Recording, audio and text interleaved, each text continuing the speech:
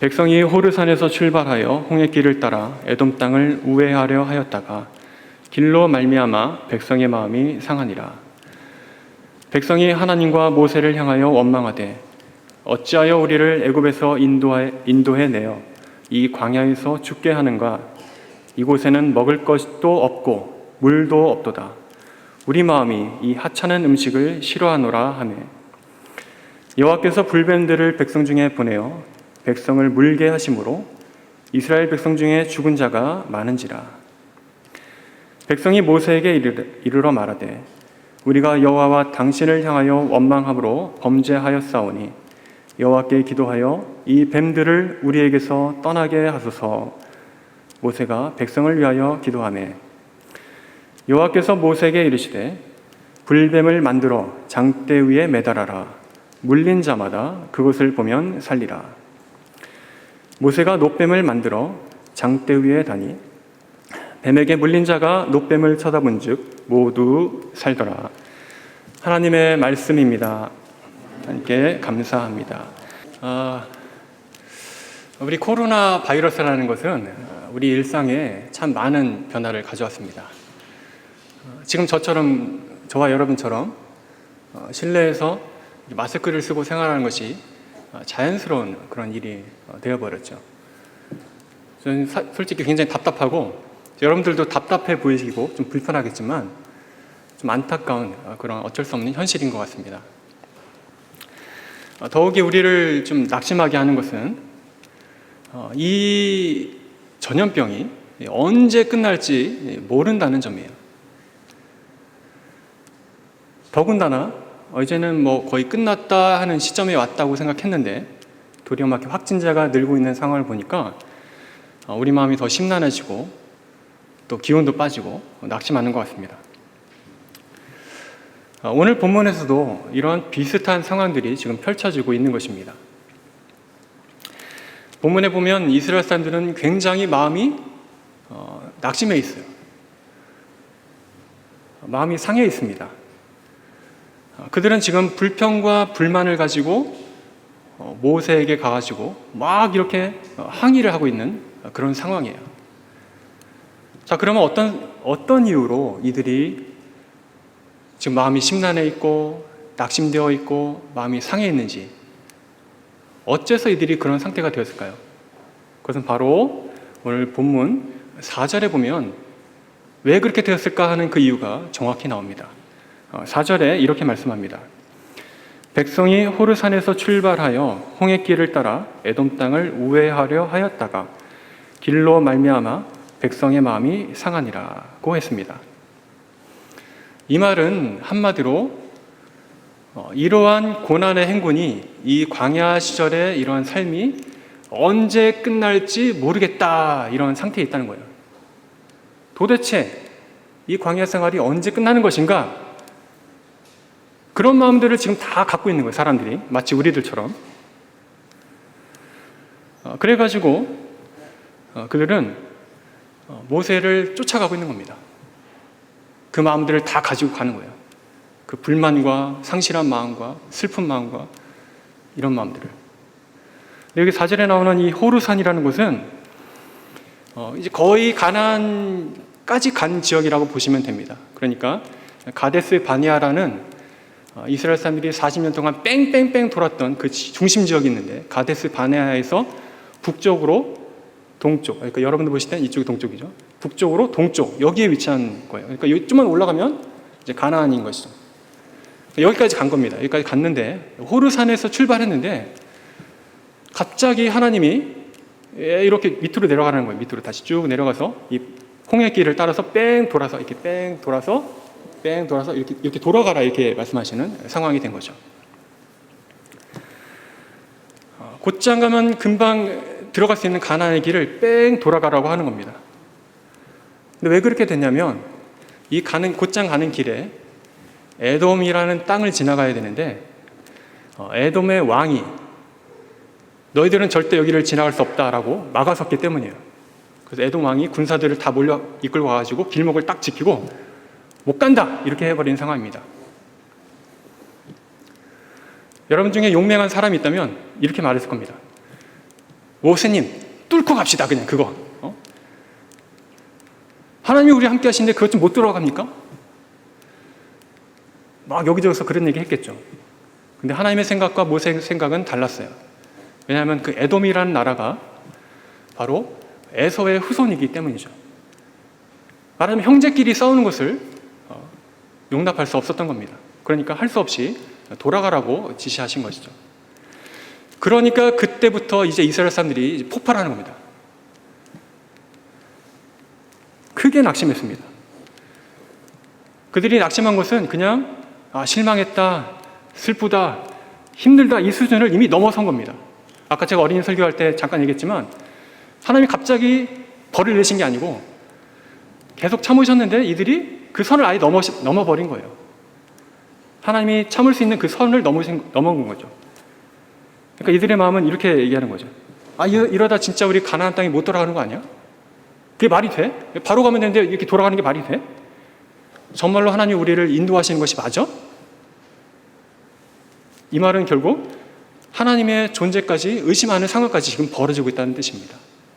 하나님의 그런 신실하심, 하나님의 선하심, 하나님의 영광, 하나님이 우리를 보호하시는 것, 인도하시는 것, 나아가 하나님의 그 존재 자체, 하나님의 하나님 되심, 그것까지 지금 그들은 의심하고 있는 것이죠. 그래서 이제 그들은 온갖 원망의 말을 모세 앞에 쏟아내고 있습니다. 이것은 모세에게 하는 말이지만 사실 하나님을 한테하는 말이죠. 하나님 들으라고 하는 얘기입니다. 자, 그럼 어떤 얘기를 했나요? 5절에 이렇게 나와 있습니다. 제가 읽겠습니다. 백성이 하나님과 모세를 향하여 원망하되 어찌하여 우리를 애굽에서 인도하여 내어 이 광야에서 죽게 하는가? 이곳에는 먹을 것도 없고 물도 없도다. 우리 마음이 이 하찮은 음식을 싫어하려나 하네. 여기는 제가 좀 감정을 섞어서 읽었지만 평범하게 읽으면 이렇게 되겠죠. 백성이 하나님과 모세를 향하여 원망하되 어찌하여 우리를, 이렇게 하면 되게 평범해 보이잖아요. 그래서 굉장히 점잖은 얘기 같지만 실제로는 이들이 굉장히 나쁜 말들을 막 쏟아내고 있는 겁니다. 성경에 적을 때 좋은 표현으로 바꿔서 쓴 거라고 보시면 됩니다. 이런 얘기죠. 우리를 여기서 죽게 하려고 광야에서 빙빙빙빙 또 돌리는 겁니까? 이대로는 못 삽니다. 막 이렇게 해명하라, 해명하라, 뭐 이렇게 하는 거죠. 대책을 내놓아라, 이렇게 하는 거죠. 특히 이들의 마음 상태는 오늘 5절에 나와 있는 대로 이 하찮은 음식이라는 이 한 단어로 우리가 정확히 알 수 있습니다. 이 하찮은 음식이라는 말로 우리가 그 의미를, 그들이 갖고 있는 마음 상태를 우리가 정확히 알 수 있다는 거죠. 그럼 이 하찮은 음식이 뭘까요? 그것은 바로 만나를 말하는 겁니다. 만나. 여러분, 만나가 무엇입니까? 만나는 광야에서 이스라엘 백성들이 매일같이 먹었던 일용할 양식입니다. 그것은 하나님께서 그들이 수고하지 않았는데 하나님께서 이슬처럼 늘 내려주셨어요. 하나님이 하늘에서 내려주신 신령한 음식이라는 것입니다. 그 모양은 작고 둥글고 마치 진주와 같고 그 색깔은 희고 또 맛을 맛보면 굉장히 꿀처럼 달았습니다. 그러니까 그 모양이 막 흉측해가지고 막 징그럽고 맛을 봤는데 막 맛도 없고 이런 게 아니라 보기에도 좋고 맛에도 좋은 완전 음식이라는 뜻이죠. 그래서 일용할 양식으로는 충분한 겁니다. 날마다 먹는 양식으로는 충분하다는 것이죠. 우리식으로 하면 매일같이 하나님이 우리에게 따뜻한 밥 한 공기를 매일 이렇게 주신 거예요. 갓 지어진 따뜻한 밥 한 공기.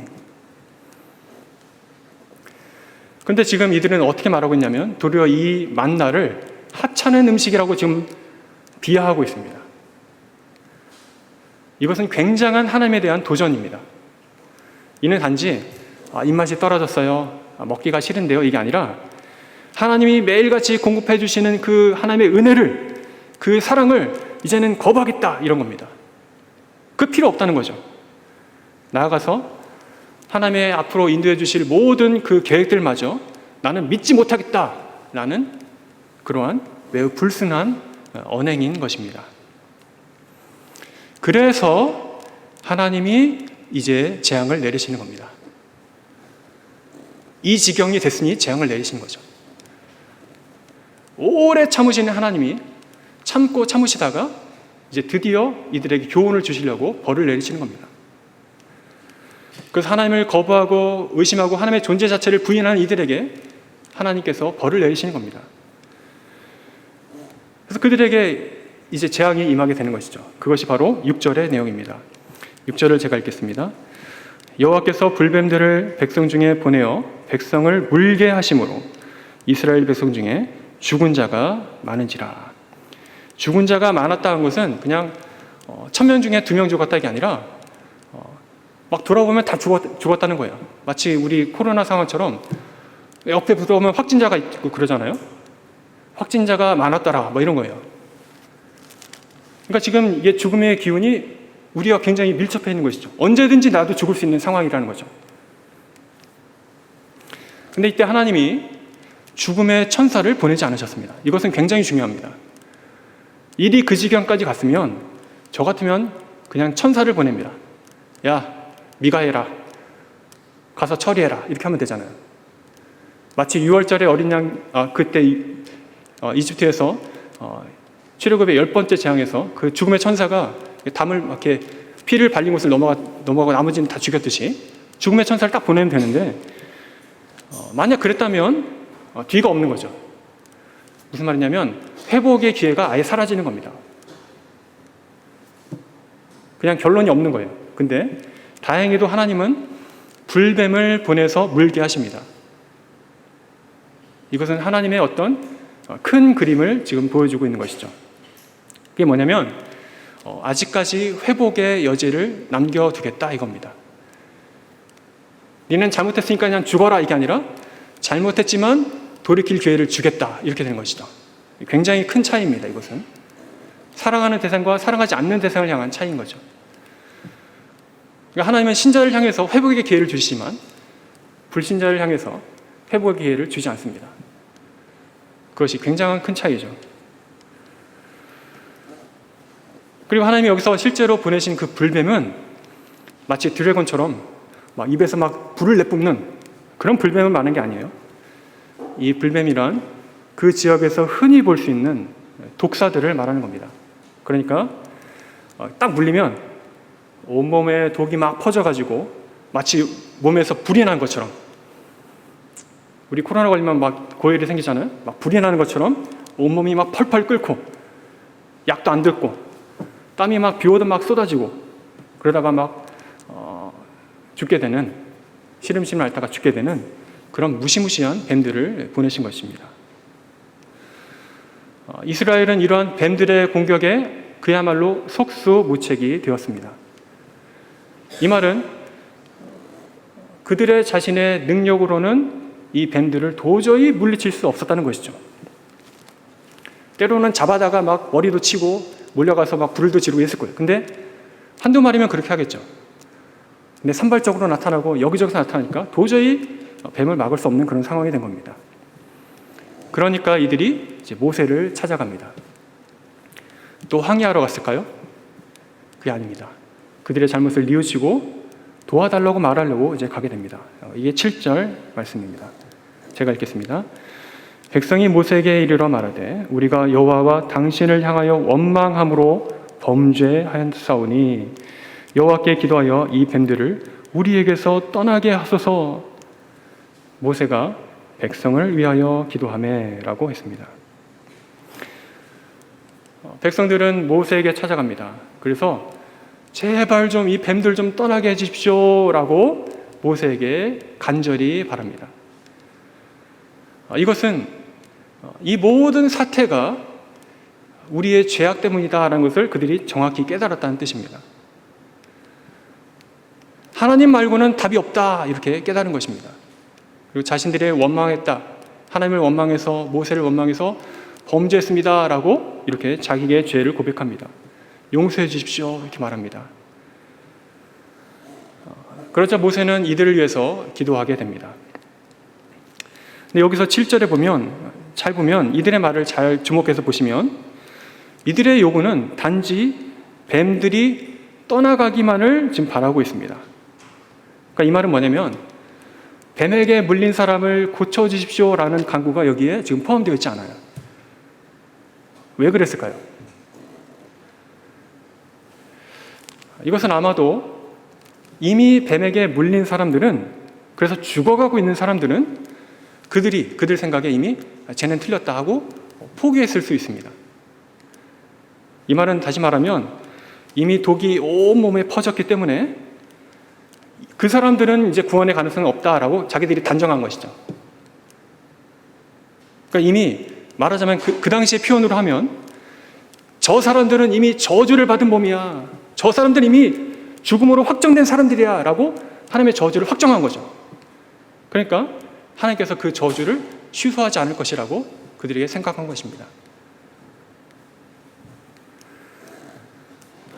그러니까 감히 그들은 그 저주받은 자들을, 죽어가는 자들을 살려달라는 요구를 하지 못하고 다만 아직 저주를 안 받은 사람들, 아직 뱀에게 물리지 않은 사람들, 그 사람들만이라도 이 죽음과 저주의 공포로부터 우리를 지켜주십시오라고 지금 말하고 있는 것이죠.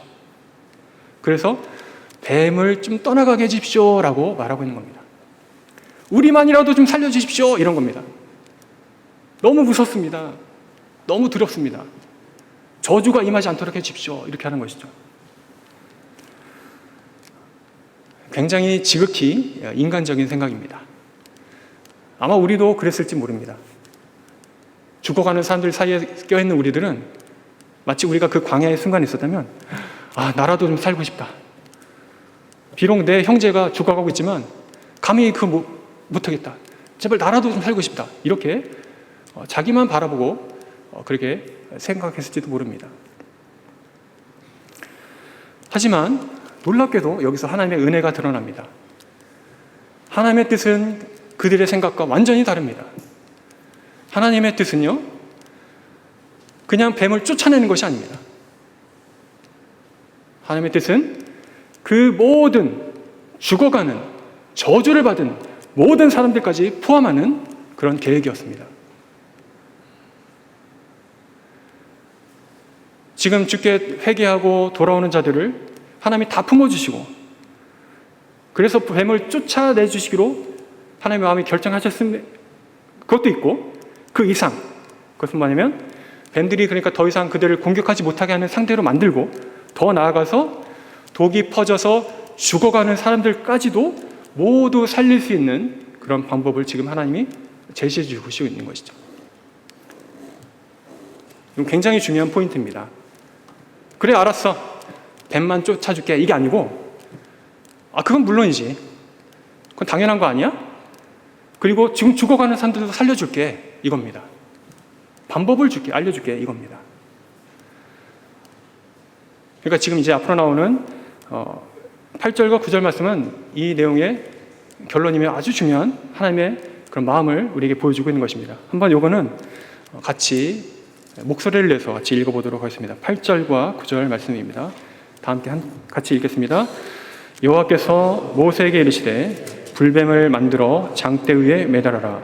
물린 자마다 그것을 보면 살리라. 모세가 놋뱀을 만들어 장대 위에 다니 뱀에게 물린 자가 놋뱀을 쳐다본 즉 모두 살더라. 아멘. 네, 여기서 하나님은 모세에게 불뱀을 만들어라 라고 말씀하셨습니다. 그리고 그 불뱀을 긴 장대 위에 그 꼭대기에 매달아가지고 그 뱀에 물려서 독이 퍼져서 죽어가는 사람들이 그것을 보면 살게 될 것이다 라고 이렇게 알려주셨습니다. 그러니까 단지 보기만 하면 살게 된다. 이 소식은 복음입니다. 기쁜 소식이죠. 아주 중요한 의미를 가집니다. 그러니까 구원의 본질이 무엇이냐? 어떻게 해야 살아날 수 있느냐? 성경의 답은 보라는 것입니다. 달리 말하면 믿으라는 것이죠. 결국 하나님의 뜻을 믿고 신뢰하는 그 마음이 중요하다는 것입니다. 아무리 보려고 해도 그 마음이 볼 마음이 없으면 못 보는 거잖아요. 그러니까 우리 마음이 먼저 움직여야 되는 것이죠. 보겠다고 우리 마음이 결정해야 되죠. 그런데 오늘 본문의 말씀은, 본문의 메시지는 결국 믿음에 관한 이야기라고 할 수 있습니다. 믿음이 가장 중요하다는 것이죠. 이스라엘 사람들이 하나님을 원망했던 이유가 무엇입니까? 그들이 결국 뱀에게 물린 이유가 뭡니까? 그래서 결국 하나님을 온전히 믿지 못했기 때문이라는 것입니다. 그러니까 하나님이 주시는 그 말씀을 순종해서 그것을 믿고 또 그것을 따라갈 때에 너희들이 가나안 땅에 들어가는 것이지, 이거를 나를 따르지 않고 믿지 않으면 너희들은 절대 갈 수 없다는 겁니다. 너희들의 마음이 믿는 마음이 되어야 된다라는 것을 알려주신 것입니다. 이것은 우리 신앙생활에 가장 중요한 메시지입니다. 여러분, 믿음은요, 우리 신앙생활을 인도하는 가장 본질적인 그런 경로입니다. 믿음이 없으면 절대로 하나님을 기쁘시게 하지 못합니다. 여러분이 있는 일터, 예배당의 자리, 가정에서, 학교에서, 모든 곳에서 믿음의 원리로 살아야 그것이 하나님의 자녀로 사는 것이지, 성경책을 들고 다니고 어플에 큐티를 깔고 이런다고 해서 하나님이 기뻐하시는 것이 아닙니다. 그렇다고 지우라는 것이 아니고, 계속 하나님의 말씀을 읽고 묵상하는 가운데 우리의 마음이 믿음이 나를 움직여 가도록, 달리 말하면 하나님을 온전히 신뢰하는 삶이 나를 이끌어 가도록 그렇게 살아야 한다는 것이죠. 그런데 우리가 좀 더 이 본문을 더 살펴보면 그 믿음이 정말 중요하지만 그보다도 더 중요한 구원 자체의 중요한 메시지를 또 우리에게 보여주고 있습니다. 그것은 바로 장대에 매달라는 하나님의 의도와 명령 안에 있는 것이죠. 하나님이 왜 굳이 그것을 장대에 매달라고 했을까요? 왜 그것을 쳐다보라고 했을까요? 그냥 말로 모세가 딱 백성들 펴가지고, 자, 모이세요. 하나님이 말씀하시기를 그냥 믿으라고 했습니다. 믿으면 낫는다고 했어요. 이렇게 하면 되는데 굳이 그것을 장대로 만들어가지고 이걸 보는 사람이 살게 될 것입니다, 이렇게 했을까요? 왜 굳이 하나님이 이런 복잡한 절차를 만들었을까요? 따지면 굳이 복잡한 절차도 아니지만, 그러니까 이 장대에 매달라는 하나님의 의도는 굉장히 중요하다는 것입니다.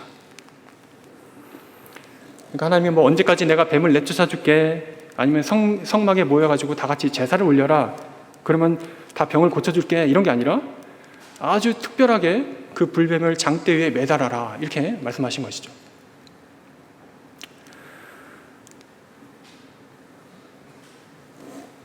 이 하나님의 말씀은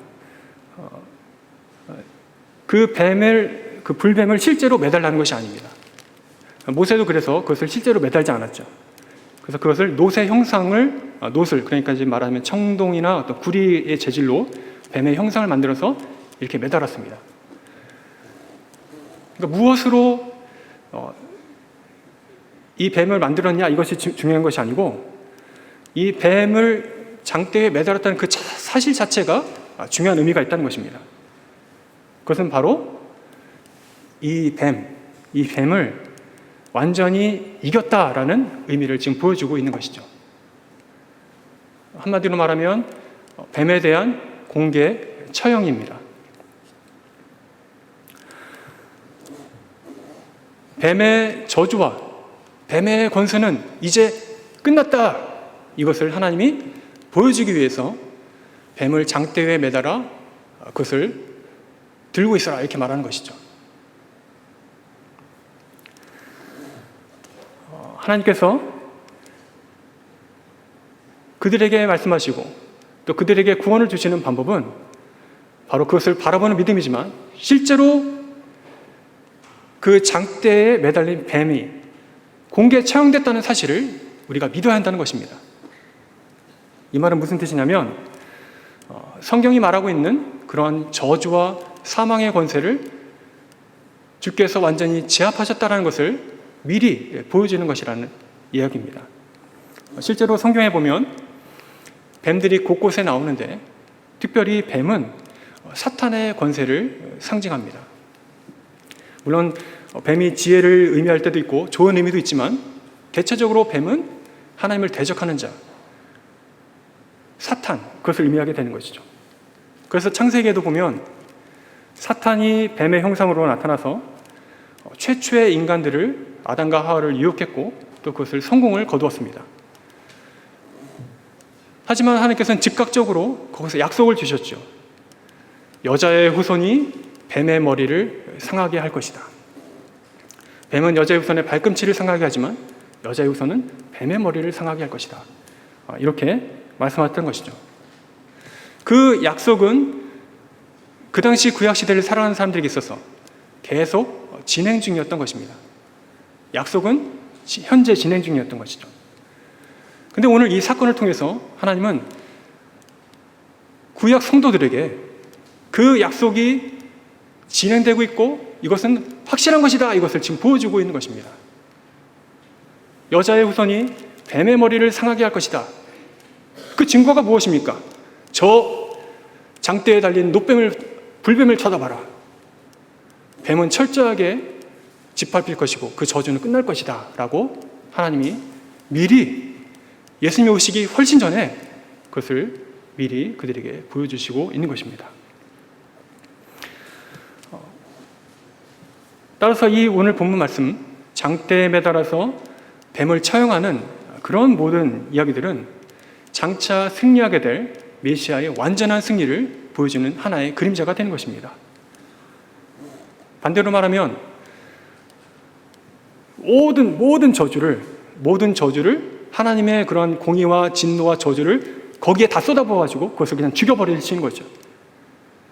하나님의 어떤 분노와 원한과 하나님의 그런 공의와 하나님의 저주를 그 장대 위에 달린 뱀에게 다 쏟아부어 버리시는 겁니다. 완전한 저주가 거기에 임하는 것이죠. 이러한 의미는 그 당시 구약 사람들에게는 분명히 드러나지 않았을 것입니다. 보라고 해서 보긴 봤는데 저게 어떤 의미일까라고 생각해 볼 수 있는 것입니다. 어쨌든 믿기만 하면 되지, 이렇게 될 거예요. 근데 이제 우리 인간은 연약하잖아요. 나중에 이 녹뱀이 계속까지 그 뱀의 형상 막대기가 남아있다가 나중에 사람들이 그것을 우상으로 숭배하는 도구가 되어버립니다. 그래서 나중에 히스기야가 그걸 부셔버리죠. 그걸 보고 믿음을 가져야 되는데 오히려 그걸 보고 막 노뱀이시여 우리 가정은 뭐 이런 식으로 막 우상 숭배하니까 히스기야가 종교개혁할 때 그걸 없애버렸습니다. 이렇게 우리가 인간은 연약합니다.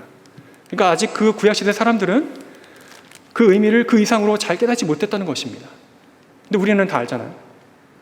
우리는 이미 예수님이 2000년 전에 오는 것도 알고 또 그 의미를 분명히 우리는 이해할 수 있습니다. 실제로 예수님께서도 그 이야기를 가지고 자신의 삶 속에서 그 의미를 분명히 드러내어 주셨습니다.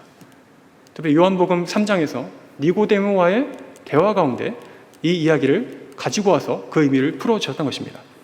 오늘 이 부분을 같이 한번 읽고 이제 마무리하겠습니다. 요한복음 3장 말씀입니다. 요한복음 3장 14절 그리고 15절 그리고 16절까지 읽겠습니다. 요한복음 3장 14절부터 16절까지입니다. 너무나 유명한 말씀이죠. 같이 한번 읽겠습니다. 3장 14절부터 16절입니다.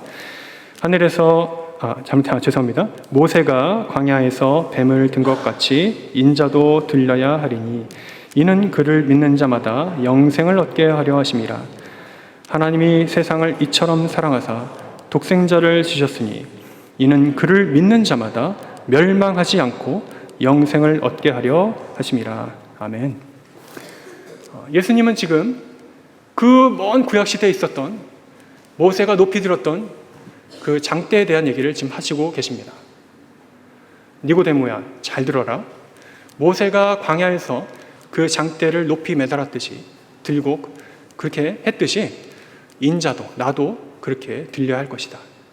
그리고 중요한 것은 그것을 쳐다보는 자들, 그 당시 사람들이 그것을 쳐다보고 구원을 얻었듯이 이제 모든 사람들도 나를 그렇게 쳐다봄으로, 다시 말하면 믿음으로 구원을 얻게 될 것이다 라고 알려주신 것입니다. 구약시대의 모든 이스라엘 사람들이 하나님께서 이스라엘 사람들에게 그 하나님께서, 구약시대 하나님께서 이스라엘 사람들의 모든 죄와 저주와 죽음의 권세를 다 담아가지고 노뱀에 매달아서 처형시켰듯이 온 인류를 향한 하나님의 분노와 공의와 그런 저주가 다 응집되어 가지고 예수 그리스도가 짊어지시고 십자가에 달려 죽으심으로 그 저주는, 사망의 권세는 이제 끝이 날 것이다 라는 것을 분명히 알려주신 것이죠. 그래서 그 공중에 매달린 그 주님을 바라보는 자, 십자가에 매달려 죽어가시는, 우리 모든 죄를 지고 저주를 짊어지시고 죽으시는 그 예수를 바라보는 자가, 믿는 자가 구원을 얻을 것이라고 분명히 말씀해 주시는 것입니다. 여기에 우리의 참된 위로가 있습니다. 돌아보면 우리의 삶은 이때 이 사람들의 삶처럼 마치 광야길을 뺑뺑 도는 그런 삶과 같습니다. 분명히 가나안으로 들어가야 하는 건 맞고 또 우리가 그렇게 될 것을 아는데도 불구하고 우리 삶은 곧장 가는 것이 아니고 이렇게 막 갈지자로 휘어지는 것처럼, 아니면 뺑뺑 도는 것처럼 우리 삶은 항상 고난과 또 어려움과 슬픔이 섞여 있는, 기쁨과 함께 섞여 있는 그런 삶을 사는 것입니다. 그래서 우리 삶은 때로는 지치기도 하고 고단하기도 하고 또 이리저리 방황하면서 기운을 잃기도 하는 그런 인생들을 살아가는 것입니다. 때로는 이렇게 불변과 같은 죽음의 권세가 우리를 위협할 때도 있습니다. 우리 온몸에 사망의 기운이 퍼지는 것처럼 그렇게 죽어가는 무력감을 느낄 때도 있습니다. 그때 우리가 그것을 이겨낼 수 있는 방법, 구원을 얻는 방법이 무엇이라는 것입니까? 바로 장대 위에 매달린 그 뱀을 바라보는 것입니다. 다시 말하면 십자가에서, 갈보리 언덕에서 모든 죽음의 권세를 짊어지시고 승리를 확정지신, 그래서 죽으신 예수 그리스도를 바라보고 살라는 것이죠. 그 믿음을 가지고 살라는 것입니다. 그런 믿음이 있을 때에, 분명한 우리의 방향과 목표를 우리가 잊지 않을 때에 우리의 삶은 더욱더 영생을 향한 그런 기운과 힘을 얻게 될 것입니다. 실제로 이 뒤에 이야기를 잘 보면 가나안에 들어가기까지 이제 이스라엘 사람들은 그래도 계속해서 아직도 고난이 닥쳐옵니다. 고난이 있고 때로는 싸우기도 하고 또 힘들고 어려운 그런 거쳐야 할 단계들이 아직 많이 남아있죠. 하지만 그 뒤에는 불평을 했다든지 반역을 했다든지 이런 얘기가 이제는 없습니다. 그들의 마음속에 노뱀을 바라보는 믿음이 확실해졌고 이제는 우리는 가나안에 들어갈 수 있다는 분명한 확신을 가지고 그 힘든 걸음들을 나아갔다는 뜻이죠. 우리도 마찬가지입니다. 우리는 하나님의 백성이며 하나님께서 너무나 사랑하시는 하나님의 자녀들입니다. 다른 모든 것들은 흔들릴지 몰라도 이 사실과 이 관계는 변함이 없습니다. 바로 내가 하나님께서 그토록 사랑하시는 하나님의 백성이라는 사실, 반대로 하나님께서 나를 그렇게 사랑하셔서 독생자 예수 그리스도를 내어주실 만큼 나를 그렇게 이 고단한 광야를 거쳐 가나안으로 반드시 인도하실 것이라는 사실, 그러한 믿음들, 하나님과의 온전한 신뢰를 가지고 살아가야 할 것입니다. 그것이 이러한 우리의 지치고 고단하고 힘들게 많은 이 모든 인생 가운데 유일한 하나님의 승리의 경험이 될 것이고 위로가 될 것입니다. 이러한 하나님을 향한 구원의 확신을 굳게 가지고 예수님께서 나를 위해서 죽으신 그 십자가를 항상 마음에 품고 또 바라보고 그렇게 힘을 내어주시기를 바랍니다. 그래야 십자가의 보혈의 능력으로 세상을 이기며 우리 삶이 더욱더 하나님과 친밀하게, 그리고 항상 하나님과 동행하는 그런 기쁜 광야의 인생길이 다 되시기를 간절히 소원합니다.